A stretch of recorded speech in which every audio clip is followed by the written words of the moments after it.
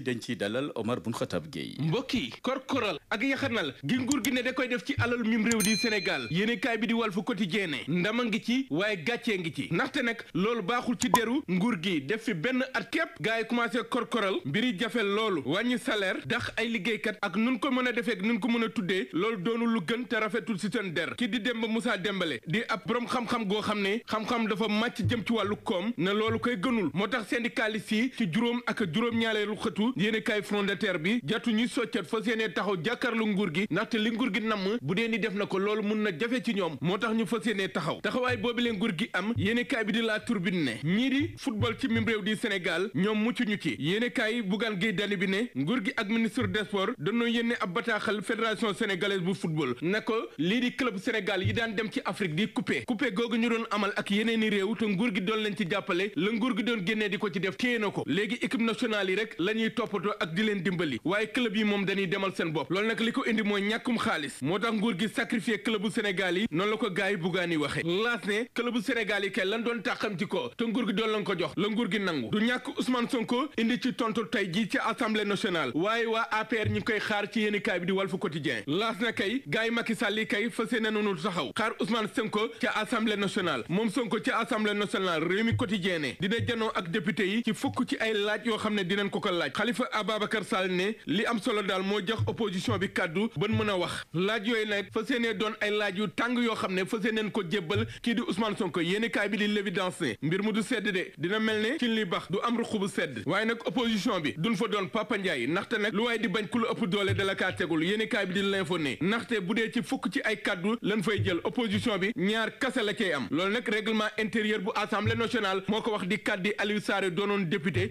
xam-xamam màcc ni assemblée di doxee kii di Maguette Sène di député bokk ci opposition bi na règlement intérieur bi da nga ko war a xoolaat ba jox opposition bi kàddu kii di Ngouda Mboup di constitutionnaliste na ko lii kay dañ ko fee fekkoon lii kay ci jamonoy Macky Sall ba léegi nguur gu fi mës a jaar ñi ëpp doole ci assemblée nationale ëpp fa baat askan wi tànn leen ñoom ñooy ëpp la ñuy wax am ñag ñu ne li Ngouda wax dëgg la waaye nag rupture lan waxoon te rupture bi ñu ko waxee rupture la war a doon waaye daal majorité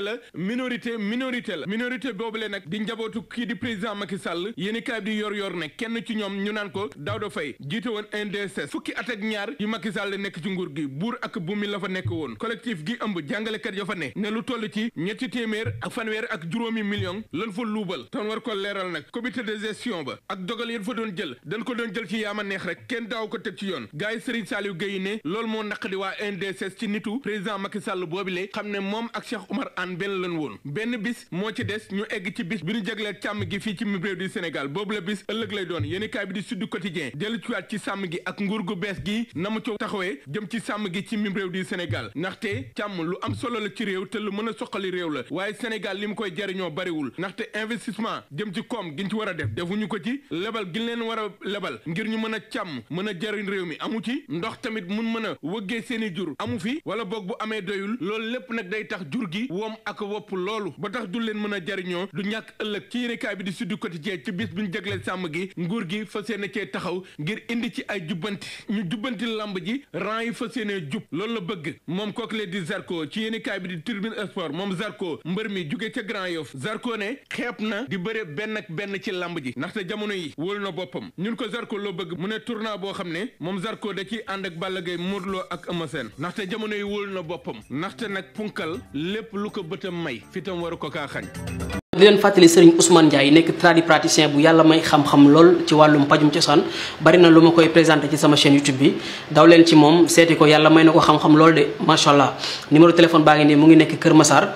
woo leen ko lu xeetoog ay cancer diabète hépatite B ak hémorroïde ak yeneen ak ay ñaan aussi yépp mën na leen cee dimbali ginnaaw yàlla numéro téléphone baa ngi noonu